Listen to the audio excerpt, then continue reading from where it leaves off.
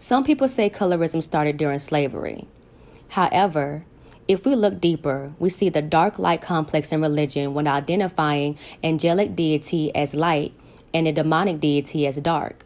If we push the narrative further, heaven or the afterlife is always shown as a bright light destination, while hell is a dark, fiery pit. Colorism is embedded in every part of society. However, growing up in an Afro-Caribbean family, I never experienced it. I have family members of all complexions, but my experience isn't common, as Black folks from all walks of life have acknowledged discrimination related to their skin. Tonight, we tackle the uncomfortable topic of colorism in the 2020s. Sis, this might be a tough show, but I promise we'll get through it. Sis, what's good? Hey everyone, my name is Kenya Alexander, and I will be your moderator today alongside with my lovely host of Sis, what's good? DaCosta to my right and Tina to my left. The purpose of tonight's show is to explore the world of colorism.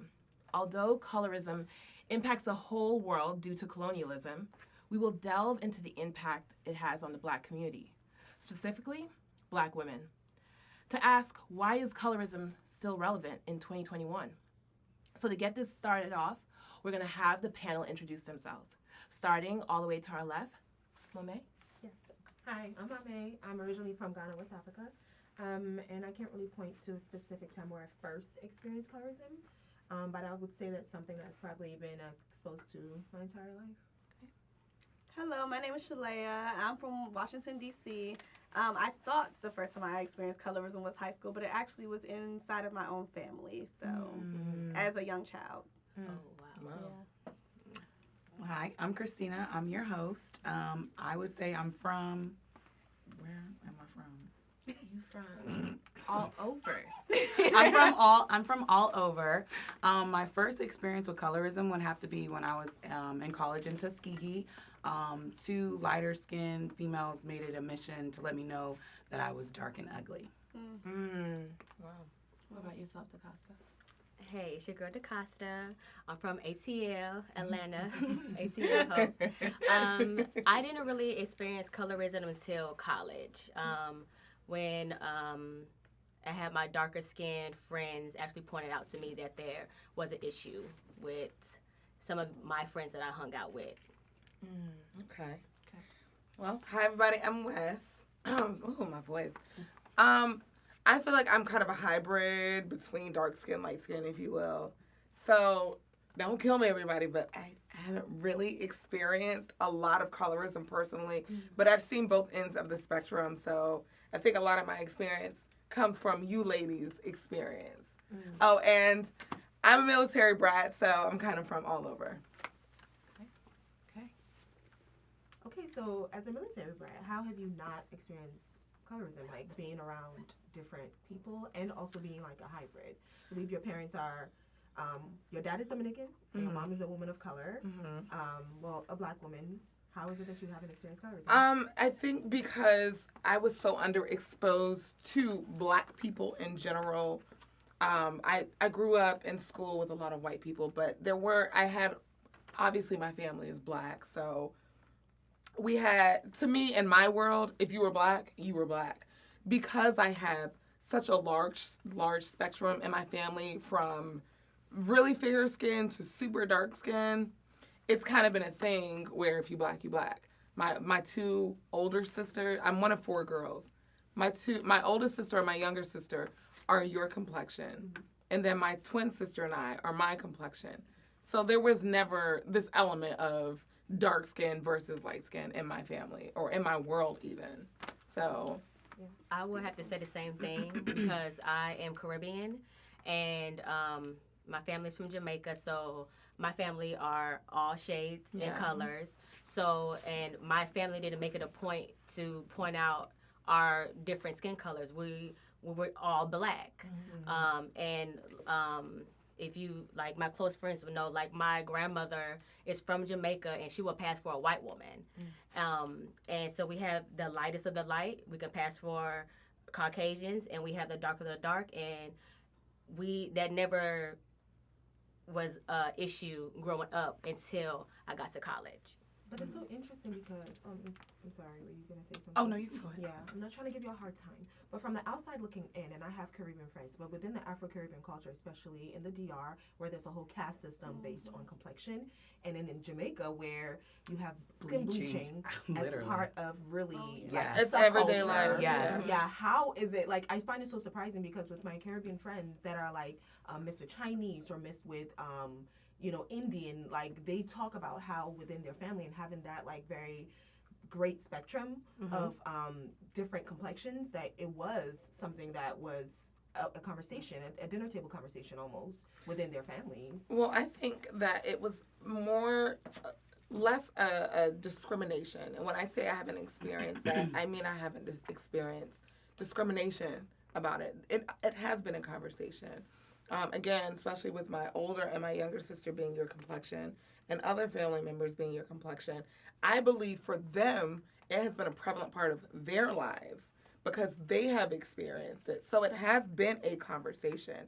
I just have not personally myself been discriminated against because of my complexion one way or the other, except for with other races like whites or whatever the case may be.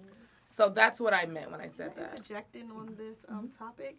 So it's funny you mentioned you're Jamaican. I did not grow up knowing who my father was nor his family. So I grew up with my mom's family, and they're all very light skinned. So I was actually one of the darkest people in my family. I'm still to this day maybe one of the darkest people in her family, my mother's family. I recently learned that my father is Jamaican. My father is very, he's a chocolate man, you know what I mean? So now that I was able to find out my other side of my DNA and find out why I was darker than the rest of my family, I understand, okay, well, I'm not this light-skinned part of my mom's family because my father was way darker, So I end up being in the middle. So kind of how you are, where it's in between, but still for my family, I wasn't what they were. So they always looked at me like, you're darker, you're not like us. And, what are you? Yeah, I mean? yeah. Oh, man. And I did want to piggyback off of what Wes said because I'm also a military brat. I didn't realize that's like what Mame said about not experiencing colorism. I do think that when I was younger and I was overseas, I didn't realize that, I knew I was black, but I didn't realize I'm black, that's a negative thing until I came to the United States and I was in elementary school and I am in a predominantly white school. Yeah. And I noticed, they'll talk about, they were talking about how wide my nose is or how full my lips are. And that's when I was like, oh, okay, so I'm black and you're white and that's a bad thing. Yeah. So. But I think where my confusion lies is all of us in this room are black. We all identify as black. Right. So I find it, and I'm not a dark-skinned woman. Right. I don't consider myself dark-skinned. So I'm not minimizing the dark-skin experience, if you will. I hate that I just said that. Ugh. That's. But I'm just, I hate that we're even separating from each other. Right. But anyways. Yeah. And that's the point of the show. Within Exactly. the black community. Yeah. This is something in the When black you look community. outside the black community, anybody that's melanated is darker skin. Yeah. So we're all darker skin. Right. Exactly. When you are next to a white man, we're melanated. Exactly. So that- I think that whole, No, you whole got verbiage yes. of dark skin Yep. versus brown skin versus caramel versus, I don't know. It's subjective. They all just see us as I- black. Or the favorite one, It's yellow, it's between- actually yellow bone. Yeah. Yellow bone It's- versus the dark it's- bone. That is, the black community has. So we want to kind of delve into the historical context of colorism. And we know that it's a product of racism, right? Upholding the white standard of beauty and the benefits white people associated with that. We saw the lighter skinned slaves were the domesticated, and we saw the darker skinned slaves out in the brewing heat. So when we think about colorism and how it has its impact in today's society, we must also include a historical component. So I ask you ladies, how do you think, when you reflect and think about the history of it, how it impacts currently on today's colorism issue? I think that it speaks to it in a way that white people, specifically white people, made black people this negative entity, if you will. So if you group it in a box and black people are together in that box, now we're all in the same box. So now we hate each other, and we look at anything closer to white people as better or being the standard of beauty.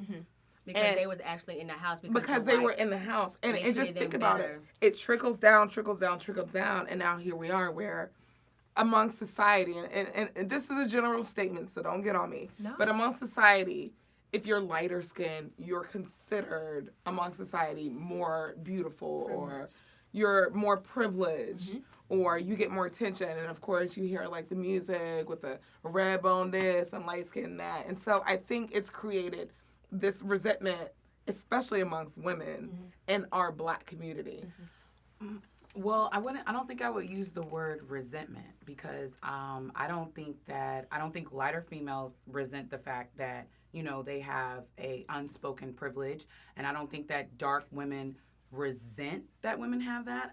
The lighter women have it. I think that sometimes it can be frustrating because as a darker tone female, when you try to express the discrimination that you get, sometimes you're countered with, well, maybe you're not confident enough, or, maybe you have self-esteem issues when that's not really what it is. And just to play back about the slaves, even when we came out of slavery, there was still, the Jim Crow when they discriminated. I don't remember when there was the paper bag test, but even white people perpetuated that to where if you were lighter than a paper bag, you were right. So I think that has been passed down, and some lighter tone women, whether they want to admit it or not, I feel like that discrimination is so embedded that people automatically think, when you're darker, you are not as pretty, or you are deviant or criminalistic, or something negative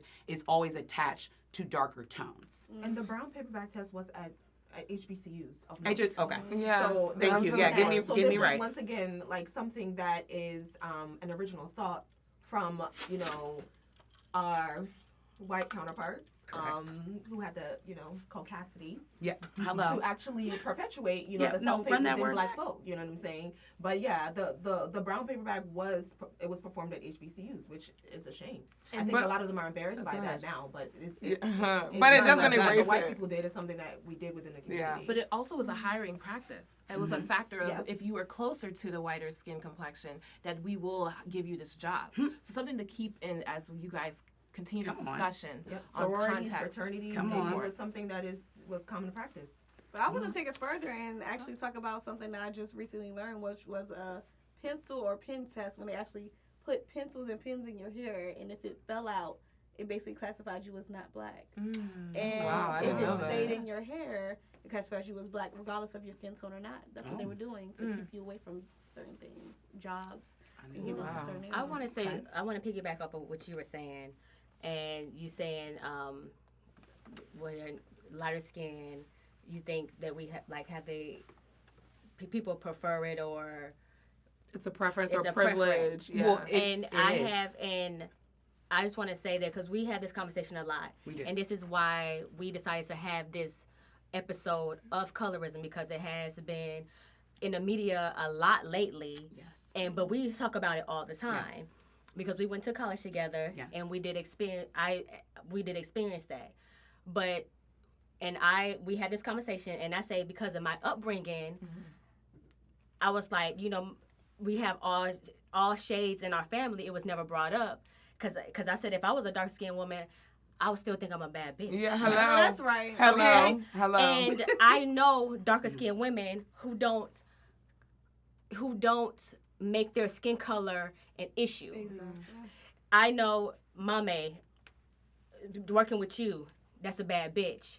And if she runs into adversities or anything, she doesn't blame her skin color for what she goes through. My family members, they don't blame their skin color on why they didn't get this, or why they don't have a man, or this, because they think they some bad bitches. And I don't care what it is, I'm a bad bitch. And if you don't accept my skin tone, if I'm light, if I'm medium, if I'm dark, then you have lost out. I don't give a fuck. Hello. But see, and that's how I grew up in my family. But I don't think it's so much. See, I think that's the thing. It doesn't matter. Like Mame, clearly Mame is a bad bitch. It doesn't matter how Mame feels about herself. just off the strength that Mame is the skin tone that she is, she's automatically going to be labeled ugly or By labeled who? less By who? than. Yeah. I feel like by like we agreed, by society, because it stems all the way back from slavery, from where they divided us up, because we are all black, Right. and we're at the bottom of the totem pole. But what the white man did was he decided that the black people or the black slaves that look closer to us were more comfortable, so we're gonna bring them in, and we're gonna separate them. The darker ones, because black is not as ugly and deviant, we're gonna put them in the fields. So it has nothing to do. I can walk in the room and I own the room. No bitch looks better than me, period. But the fact that I am dark, other people are gonna view me as ugly. That's what we're trying to highlight, that it shouldn't be like that. It has nothing to do with how I feel about myself or how I carry myself, because I can be top notch, but still there's gonna be a man who, we're sitting next to each other, we're both bad bitches, we're both top notch, Then you're fuck light, that man. Well, I'm just putting it like that. but I'm not saying that it's not fucking, but Right. that's the way that it is. I think that if first of all, I don't surround. I get what you're Yeah. saying. Now, I don't dispute that. I have not experienced that. I don't feel like that. I don't feel like you. I know some ugly dark-skinned women. I know some ugly light-skinned women. Right. And I know both beautiful women on both ends too. So first of all, I think, and I'm about to get hot right now because Let's bring I don't give a fuck about what man talking about. I want a light skin. First of all, sir, go to hell. So we'll start there. We'll start there. I mean, But it's just the principle of it all to me is, do you think white people give a shit about us arguing with each other? I know. Where if you're not gonna get the job, you're not gonna get the job because you're black. It don't matter if you're light skin, dark skin. They don't give a shit. Exactly. I mean, but I think there are two sides to that coin, though. yeah, that's not I true. think that, I mean, I to some degree agree with Christina, but I do want to just highlight the notion that I strongly believe that the whole tactic of division was because they didn't want us to realize that together we were so powerful. Yeah. They didn't want us to realize the cost of our melanin. I recently found that research shows that actually, if they were to sell melanin, melanin actually has monetary value. And so I strongly believe that the point of division was because if you have slaves, and when you look at history, a lot of the plantations that had uprisings, it was because people decided that I don't care if you're a house nigga or I'm a field nigga, we all niggas, let's come together. You know what I'm saying? Right. So I think the separation was just because they didn't want us to be unified. Yeah, absolutely. Well, it's working though, but it's working. I mean, to like some the fact degree, that we right? even have to have But this we have to heal conversation. from that, and that's Right. what I think that a part of the conversation should be. Okay, how do we get to the next steps? Also, But wanna I bring also, in- I'm so sorry, but it's just like I do agree with some of what you're saying, but for me personally, and like I've worked with Andrea, like Right. you know what I'm saying, like, and I think when she says I don't use it as an excuse being dark skinned, it just means that for me, I own my power. Yeah. In a sense that if a man does not want to talk to me because I'm darker skinned, I'm cool with that. Right. You know what I'm saying? I want to talk to me. You know what I'm saying? And Right. and if an opportunity is there that I feel like I'm fit for it, I go after it. Right. I don't care, what stands in my way. Right. You know what I'm saying? As long as I'm doing it with integrity, I go for it. Right.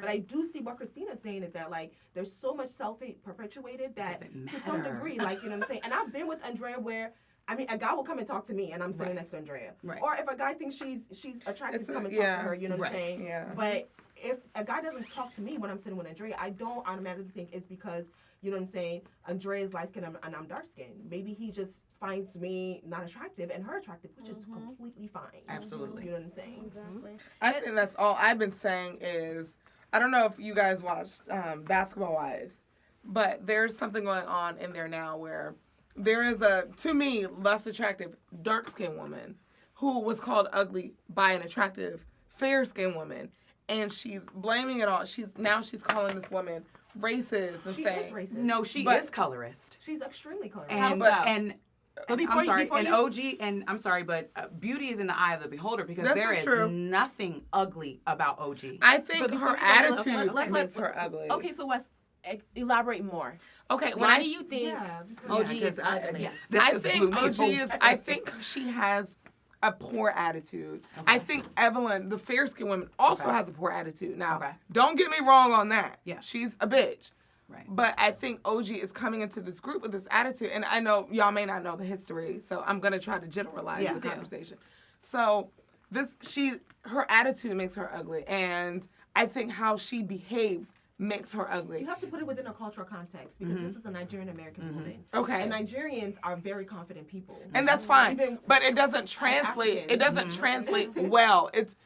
That's the To culture. you. Exactly. Right. Exactly. Okay. I'm speaking on my experience. Right. To me, when I see that, I'm not Nigerian. I don't have experience But with you have that. to remember, continental Africans, I mean, when you are coming from, really, the continent is a direct, everything that's happening here is a direct influence, from the history of the continent. I You know what I'm understood. saying? So Understood. When you are a people that comes from where we come from, you have to be confident. That is solely based on their complexion. Yep. You know what I'm saying? You go to And Spain, poor go to people are Spain, actually go to darker. Puerto Rico, there's white Puerto Same Ricans. as Poor Japan, people are Asia. actually. And in India, And but that's poor why I people are said in the darker. beginning of the show, colorism happens all over. Exactly. It does. All over.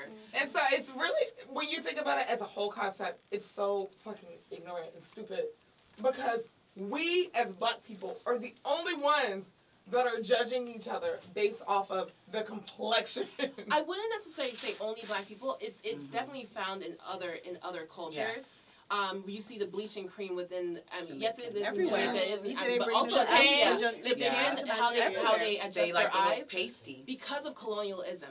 And I think sometimes our energy is we're fighting against each other instead of the actual root of the problem. Well, I meant us in this country. Right. No, Because so. white people look at all of us as black people. Exactly. They're not judging us based on our complexion. It's just Well, us. no, But they- you know no, what? they- but I they actually are have judging discovered us. that They even are. some white guys, some of them, when they Yes. date women of color, Yes. they will go for a mixed woman. Yes. Or Ambiguous I looking. have spoken to white guys that would prefer actually a woman of color that looks exactly what Christine is saying, ambiguous. You know the crazy And part is though, I yes. see most white guys with the most With dark darkest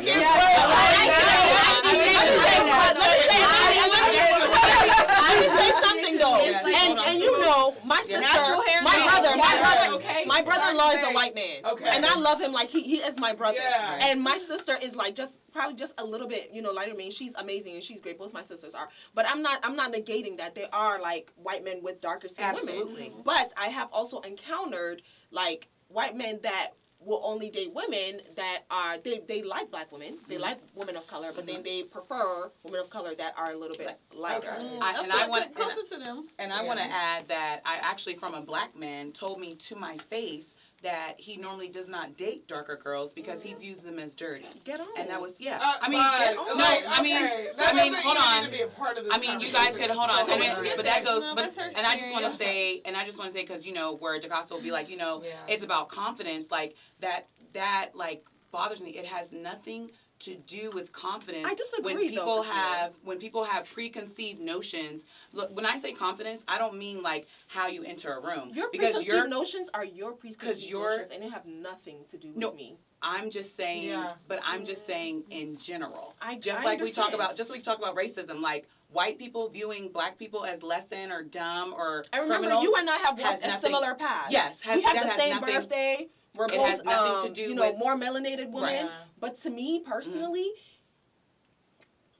I could not be bothered. Yeah, You know see, what but I'm that's saying? the thing. I'm not. I think DaCosta thinks that I'm not bothered by that. I think my point is that it is exists. real. That's And it. we acknowledge that. And that's it. I feel And that's like it. Like, no this matter conversation- how confident you are, you will still be labeled as less than or ugly just because of your skin tone. Does that have anything to do with you? Absolutely not. And no You have matter, to and no carry matter where that. I am, whether it's and where we work with primarily white women. Yeah. And no matter where I am, Yeah. your preconceived notions, your concepts, your position on who I am as a person, I don't care. I If agree. I'm doing the right thing, I'm I agree. acting Yeah. with character and integrity. That's I right. don't care. And I she will agree. tell you, like, I have had them literally like come to me, step to me, and talk nonsense. I'll give it right back to you Right. and Yes, more. right. But what And I'm I saying, remember actually telling, like, somebody coming up to me and being like, I think, like, you are not very approachable and friendly. And I was like, Not my but problem. why? But my thing is, why is that Like, though?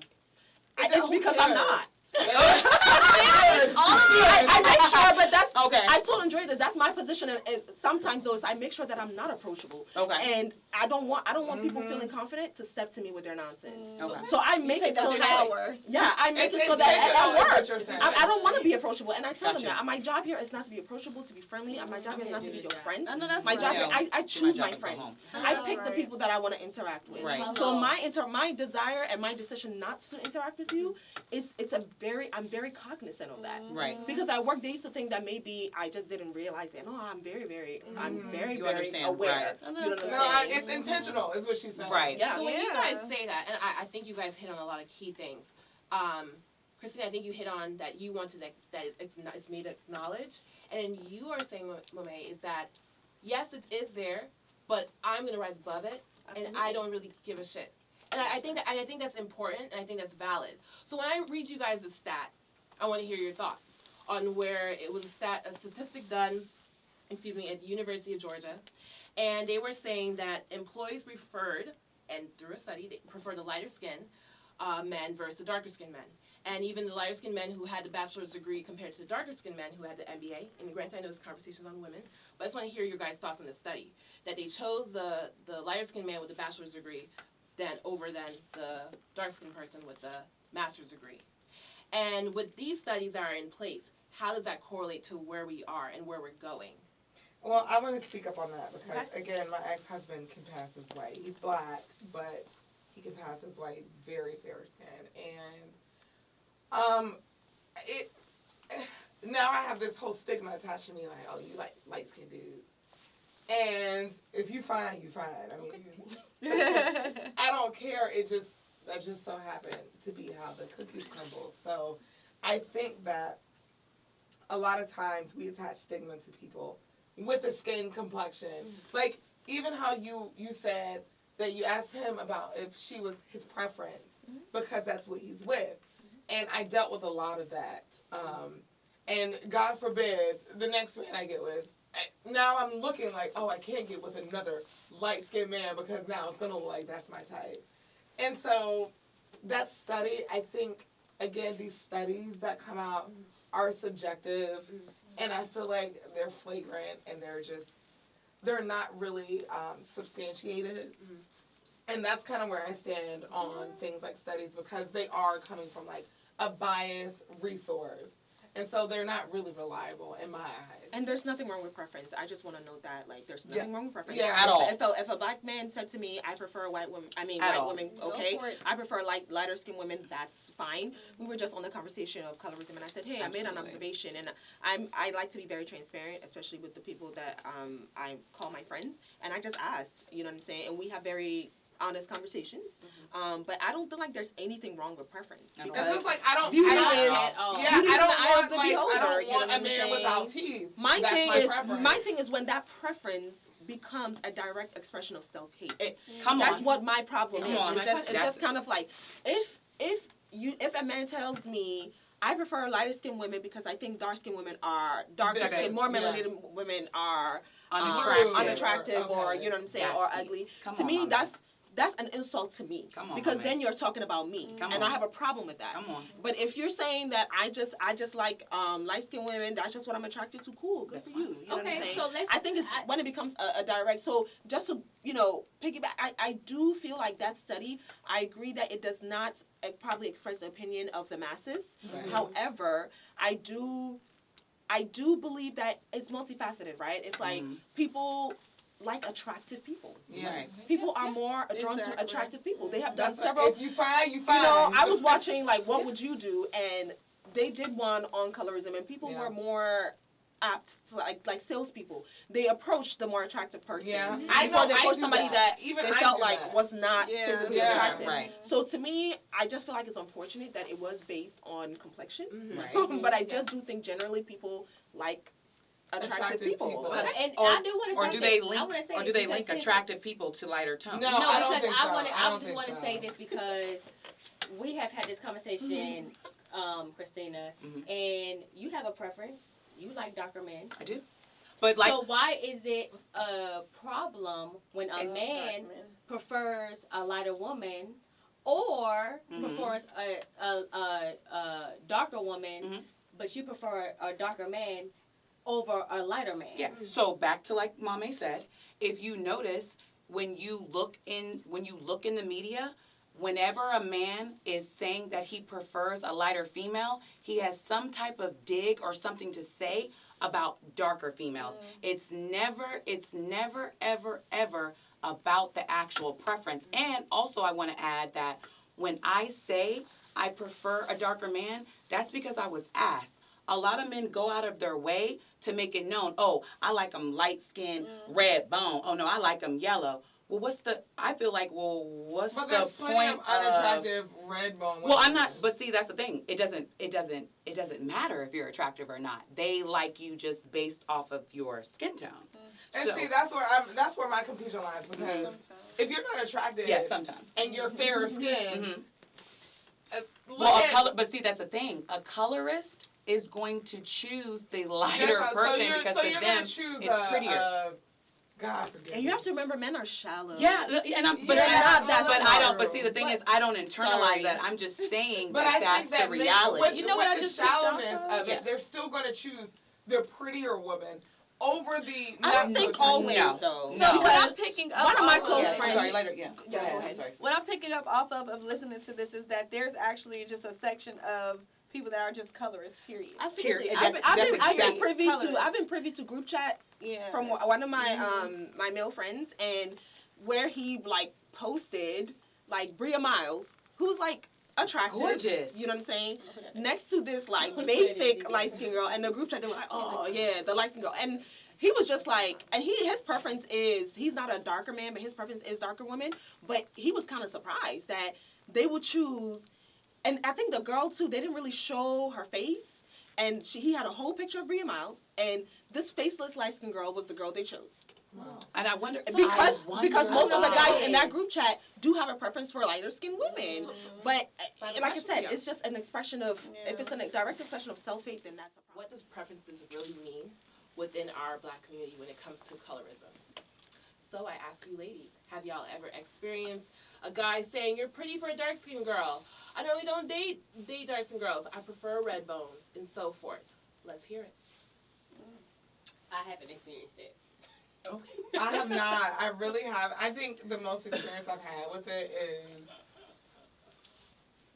is maybe I've had guys that date other races and think Black women in general are loud or feisty or angry. And that really, I'm grateful for that, because that lets me know you are not the guy for me. So you got rid of yourself quicker than I even could. But other than that, I mean, I think if a man likes Black women, he likes Black women. That's just been my experience.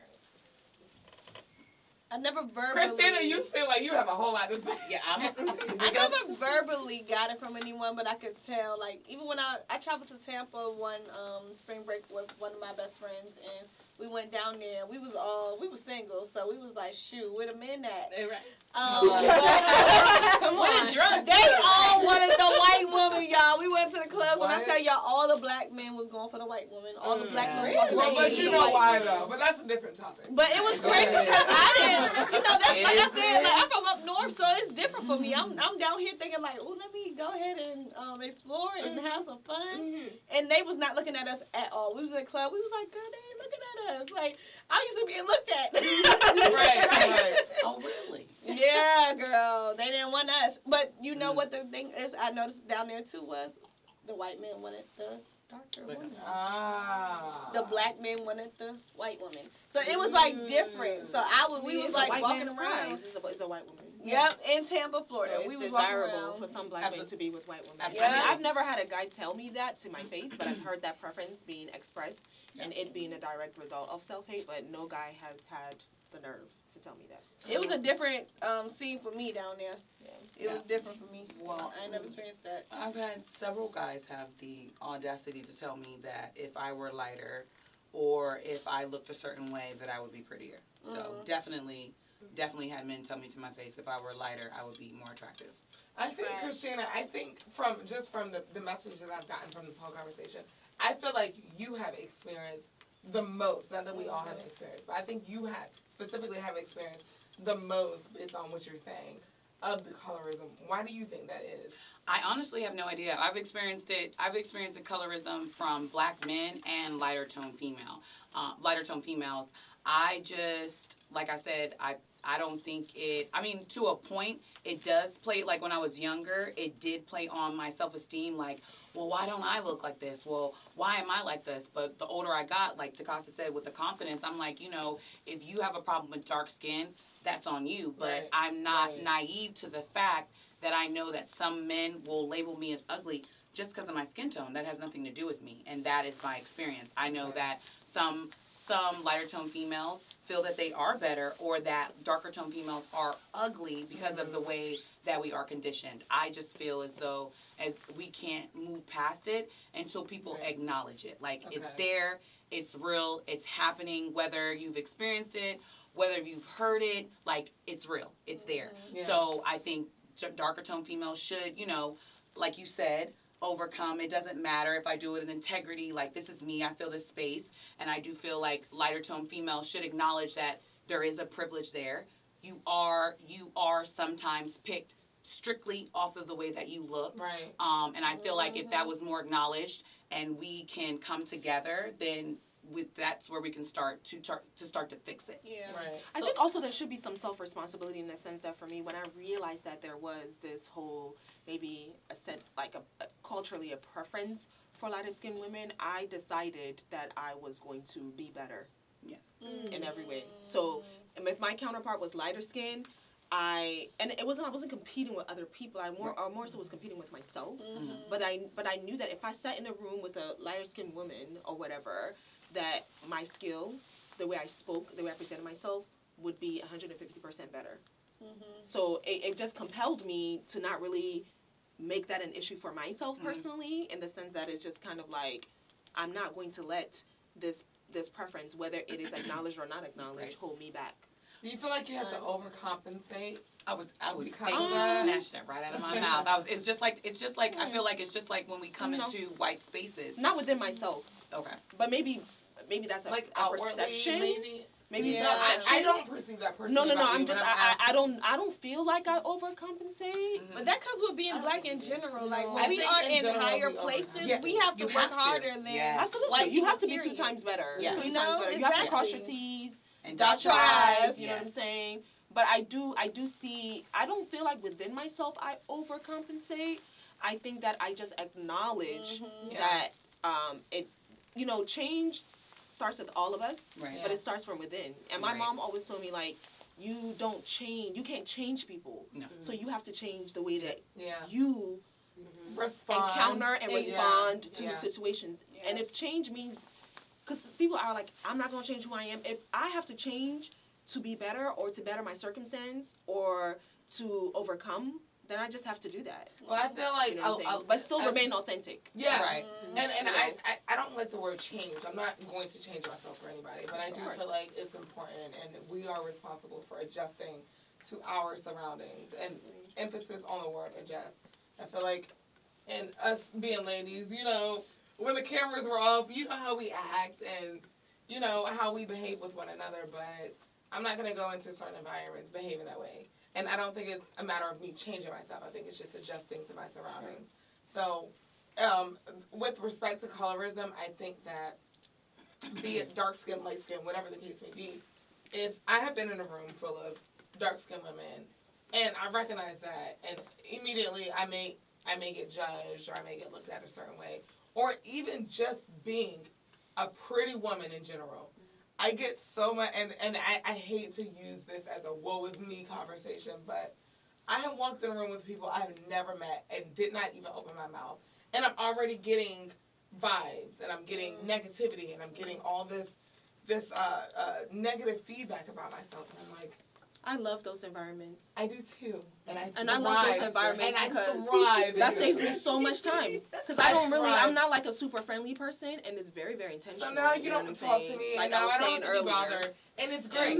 And again, I thrive in those environments. But I think it's just so immature, and I think It is. with colorism, we have to behave the same way.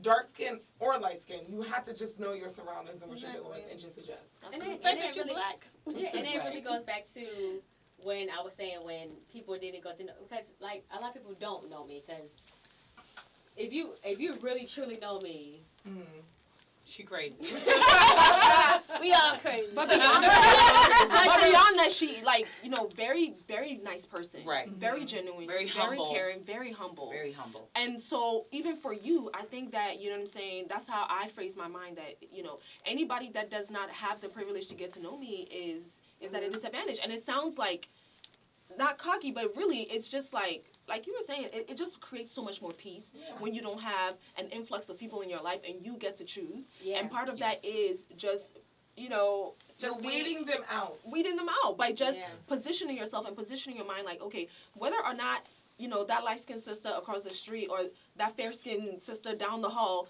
thinks that, or that brother thinks I'm attractive or not, like, I'm still gonna do. I'm still gonna vibe. It's not defining. I'm still gonna do. It doesn't stop anything. And another person acknowledging their own privilege or their own colorist views does not stop what I'm going to do, and I'm still going to express my opinion. Yeah. And because we're at the end of this conversation, I kind of want to bring it back to the beginning of our conversation about how we talked about the slaves in the household. Do y'all notice that the fact that we are having this conversation is based off of what our ancestors put in place? And the way that we are thinking now, we are the generations that have to break this curse, that have to break this way of thinking, that have to break the cycle. You know what I mean? Like, 100%. we are the ones that's going to have to do that, because at the end of the day, we are still carrying on what they put in place. Do we, and we're still arguing about it. Exactly. No, it's just the system right now, because that's how it's been. So that's how our ancestors think. That's how the people before us, our grandparents and our aunties and all of them think, and that's what they put into us. Well, how do we move forward? What do we do now? What's next? Exactly, what's next? And that's why you say you're Jamaican. You don't think like that because you come from a different place. They don't think like that. Well, but that's not necessarily true, because they bleach in That is true, though. But they didn't do that in my family. Yeah, in your family. But they do that in Jamaica. Yeah. But they didn't do it in my family, so I didn't grow up with that. Right. But regardless, our ancestors, I think what would be helpful, and I see this implemented. Start it off on what do you think we can do to move forward? Yeah. I think like what we're doing right now. Yeah, what can we do right now? Okay, well, conversations like the one that we're having right now. Okay. And so what we're doing right now, and I've seen this implemented a lot in media, is that now I am seeing, I'm seeing a lot of mixed biracial stuff in commercials and stuff too now, but I'm also seeing darker people being represented. And I think that is something, I hate that I'm even saying this, like, well, we need to put more dark-skinned people out on the forefront. I hate that that's even a thing. Well, representation matters. I was going to say, but it does. But the when you look at representation does matter, and I think it's necessary. When I and say in that, a positive light. I don't like the fact that the representation is necessary. That's what I'm saying. But I do think it is necessary, and I do think it needs to be more represented, and it needs to be glorified the same way white people are glorified or lighter-skinned people are glorified. But then you run the risk of, well, then are we just transferring the light-skinned people are better into dark-skinned people are better? That'll never. No. That can. I'm sorry. It's so deep. I know we're moving past it, but it's so deeply enrooted in us that dark is negative. That it would take literally. It's almost like a double standard with men and women. It's going to take the high hells and moon to move it to where it will be to the point where dark is now favored over light. And let's just think about that dark street. I think you guys absolutely. I was gonna say micro and macroaggressions is not just macroaggressions is of course on a societal level, but microaggressions we do it amongst ourselves. Exactly. So I think it starts with the way that we speak in our families, even amongst small children. Like when you hear people make comments like, like just differentiating kids based on their complexions. I think that we do it all the time. Even the notion of looser curls being pretty hair. Like, where one cousin is mixed and it's like, oh, she got pretty hair. And then the other cousin that has full, luscious, curly, tight curl locks, it's like she never gets complimented on her hair. I think that there's so many different things that we do to perpetuate this. And it comes from the way that we talk. Or even sometimes you're talking to your friends and you're just like, oh, yo, black ass. Like, you know what I'm saying? Like, we do it in a way that we're not really mindful of the little ways in which we are perpetuating. So I think some things that we can change is the way we talk to each other, we talk to the kids, the way that we just kind kind of present ourselves as melanated people Yeah. amongst ourselves. I think there's hope for us like you now said because I am starting to see, and I have 2 black girls. I have an 11-year-old and a 4-year-old, and both of them are black. And one of them has looser hair than the other, like significantly different than the other. And so I find that to be a struggle within my household because it does still have to be acknowledged. For example, my 4-year-old, I care for her hair differently because her hair is different than my 11-year-old. So when my 11-year-old is trying to do the same things, I'm like, that doesn't work for your hair. And so it's a delicate situation because even my hair is it's not fine, but it's not like super afro, and it doesn't do those things, and I would love for it to, but it doesn't. And so we have to find a way to acknowledge it without discriminating or making one feel better than the other. And I tell her all the time, Winter's hair, the 4-year-old, is not better than your hair. It's just different, and that's it. So there are things that you do, again, have to acknowledge without making one seem better than the other. And we just have to find that fine So you feel like acknowledging, like so what you're saying, I guess, if lighter tone females, like, they acknowledge the difference, that's how we can start. A better example is that color that you have on your eyes, which is real cute, by the way. Y'all see it? It doesn't look the same on me because I'm not your complexion. Right. And that deserves to be acknowledged. I can't wear the same hair color or lip color as you. I mean, I could, but it's not going to look the same because we are not the same complexion. And that doesn't make you better. It doesn't make me better. It just makes us different, and that's it. But I think it's how we quantify those differences. Yeah. If we're saying that, like, it'd be much different if you're saying your hair is nappier than your sister's. That's why it's not. Right. See, that's different from Right. saying The tone. it's just a little different. Yeah, the words that we use, you know what I'm saying? Yes. So I don't think it's Something about different. the lighter-skinned women acknowledging. I think it's all of us, really, because Andrea has been in situations where she was attacked by a stranger. Literally. She was with her friend and attacked by a stranger. Literally. Her friend that is darker than her, but probably a little bit lighter than me. And a stranger pretty much does not know her and pretty much was like, you're stuck up because you're light-skinned. And her friend didn't come to her defense. Exactly. So I think, we've all been in compromising situations. And piggyback off that, that's what I was saying earlier. Like, when it does come to colorism with the lighter females, how do you, like you said, DaCosta was being attacked for the way that she looked, and they were perceiving her a certain way. Right. So when it comes to the lighter females, if they've never experienced colorism and it's happening, how in that situation would, just using DaCosta as an example, how would she then come to the defense and, deflect that if she doesn't know what's going on? Well, I think that I just really also think it comes to the core of the type of people that you're with. Because I don't think that even though Andrea has not experienced colorism, I don't think she would sit by and let somebody talk about me. Yeah, and I just want to interrupt. She has sat there and she did not let them talk about me. Correct. So that also goes to the type of people you're dealing with and their characters. Yes. So I think that definitely, back to that, is just like, as people of color, just having more like open conversations, even with the men, because for me, I have taken time. With the men. Yes, I have taken. So those of you that have sons, talking to your sons about,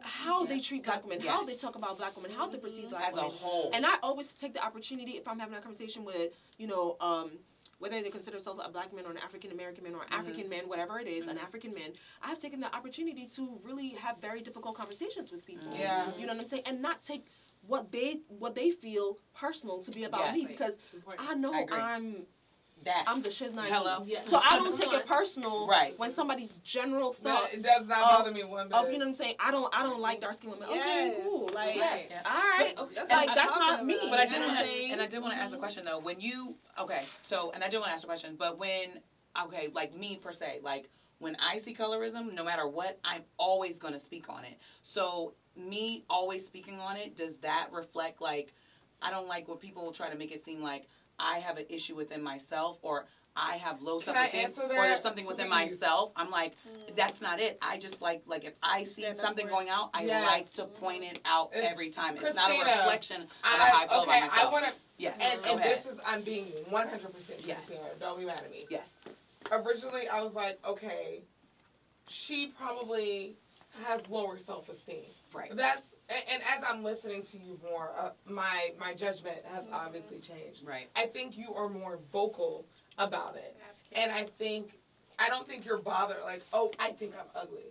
I think you're more bothered like, this needs acknowledgement. This needs acknowledgement. Thank you. And I can't necessarily speak to your experience because I have not lived it. Right. But I'm speaking to my experience, and the same way people think I'm stuck up because I'm cute or whatever the case may be. Right. I'm like, oh, well, fuck you. I don't care. And so to me, I'm like, well, why doesn't she have that attitude? She shouldn't care. But again, I have that experience and who am I to say how you should acknowledge your experience with your discrimination against your skin tone? So you do, when you do experience it, you do vocalize it, but I feel like you should vocalize it to that person instead of bringing it to other people, because you will bring it to me and we'll talk about it and we'll have a conversation. And it's not going to change because we already know what the difference between us are. Right. What the difference between us is. Right. You have to go to that person and educate them and let them know. Why are you saying that? What made you say that? Why did you say that? Why do you think that? Instead of letting them say that, letting it go by, and then talking about it with your friends instead of confronting that addressing them directly and letting them But know also, and educating them. But also on top of that, when you do go to that person and they're not trying to see eye to eye, understand that exactly it is it's not okay, but they don't have to see eye to eye with you. The fact Because that you sometimes got your you point also across, lay a seed. Exactly. I mean, but see, when you start that conversation, but I also think that, you know, just like personally, my personal thing is just like, honestly, any guy that can say that to you is that. And that's okay. So but that's what I want to point out. Like when you say go talk to them, like if a man has the balls to look me in the face and tell me that he thinks that dark skinned girls are dirty, what do you say to that? I think you know what I mean? You go past that, but what do you say to that? Because it's not going to change how we feel. I think you're dirty. Yeah. As women, why you you say it for any if you response? could fuck this, you could like you in your dreams. But as a woman though, it's real because you don't know how he's gonna react to her coming. But my thing is at the root of it, it doesn't matter because that's his mind frame. No matter what I say, no matter how I tell him it's doesn't matter. ignorant, So why even? I have men that tell me it I don't like women with kids. Okay, well fuck you. I'm not the woman for you. Bye. Next. I mean, which yes, and Moving on. that's what I'm saying. It is that, but just for you Because to have to you even have to not take it that. personal. You have to realize that when people express self-hate, it's a reflection Yes. of themselves because Absolutely. they see something in you that really they Trigger hate something within in them. themselves. Absolutely. So Absolutely. when you look at it that way, you don't take it personal. You know what I'm saying? I don't. Right, which is Well, now I don't. Now I don't. Right, now That's you not don't. true back But then. you Now I don't carry that as a burden. Right. Which I think that sometimes darker skinned women do is like they take We do. every expression of dislike towards darker skinned women, especially when it comes from black men, because you know if you want a black man, you want all black men. Yeah, to you don't want to appreciate hear that. You yeah. feel like black men should be protecting black women, not insulting them, not degrading them. So when you hear certain statements and certain very ignorant and unfounded statements being made by black men to black women, and a lot of times I think that darker skinned women, what they do is that they put it on their back, another burden to carry, another burden to carry. And then by the time you realize you're hunched over, you can't even stand up in confidence. And as a woman, as a queen, you have to be able to stand up in confidence, because when we stand up in confidence, somebody else can stand on your shoulder. Right. You know what I'm saying? You can build another black girl up. You can bring another black woman that's feeling down. You can uplift her. You know what I'm saying? But when you are just burdened, it's so difficult to do. So I would just say, like, release those burdens, because that's not for you to carry. Somebody else's, you know what I'm saying, ignorance, somebody else's, lack of self-love, it's not for you to carry. Yes, Jesus. You just have to release it. You know what I'm It's off saying? your shoulders. Yes, so that somebody else can stand on yours. And that's something that, and I take it as a big responsibility, especially in the working environment. Yes. I take it very personal that other black nurses, women of color that come can look at me and can be lifted, or I can actually help them. Every time a nurse of color gets into any type of, I am there. You know what I'm saying? I am there. But in order for me to be able to do that, I realize that I can't carry these burdens that I can't do anything about. Yeah. Which is somebody else's, opinion of themselves. Yep. Somebody, It's you not know your what I'm saying? problem. It's not our problem. Yeah. Why are we carrying this? And I can't even say this about, I don't have any kids, me and my husband don't have any kids right now, but I have nieces, and they are 2 different complexions, but we don't. When I see them, I say, you guys are beautiful. Yes. You are my queens. You guys like, and I don't differentiate their skin color. I let them know that you are beautiful no matter what. Yeah. You know, as you should. Skin color doesn't even come up. It doesn't even come up. What I educate them on is that because they're black girls, they're going to experience different things, but not because of their color of their complexion. Because of their complexion. Because they're African American, they will experience racism. Right. But I'm educating them like, you are beautiful. You don't what another woman tells you, what another man tells you. If they don't like you for who you are and what you can give them, what you can offer, it does not matter, because I know you are a beautiful Black queen.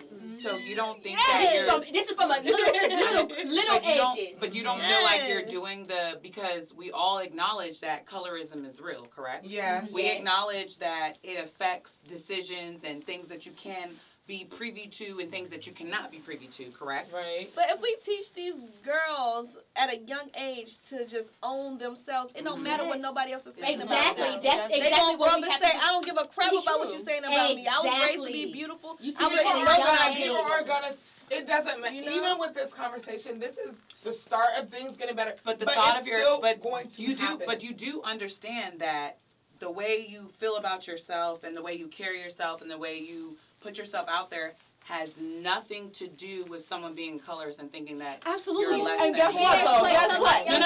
But guess what, But Christina? see, you can't do that. You can't say who cares because that's the reality. The point is that person being different. colorist, you just said it. That person being colorist has nothing to do with you. It doesn't. Yes, it doesn't. But I think the thing that bothers me though is when you be like, oh, just be confident. You can be confident, but that has nothing to do with I think what we're saying that is the confidence should supersede. But it doesn't. But it doesn't. But it doesn't. What I realize is that everybody is No. It should. No, I'm not. Go ahead. No. Go ahead. I was just say, DaCosta, you definitely summarized, and I think you hit it on the ball when you say we are it, and I think we all ladies can agree that our black is beautiful. Beautiful. And as we conclude this show today, we hope that you guys took something. We hope that a healing has begun within our community. And that you understand that you walk in your truth. So I just want to thank the lovely host of Sis. What's good? And our panelists for coming today to speak on why colorism still exists within 2021. So ladies, please give yourselves a round of applause. My name is Tina Alexander, and I had a pleasure moderating with you all. Thank you.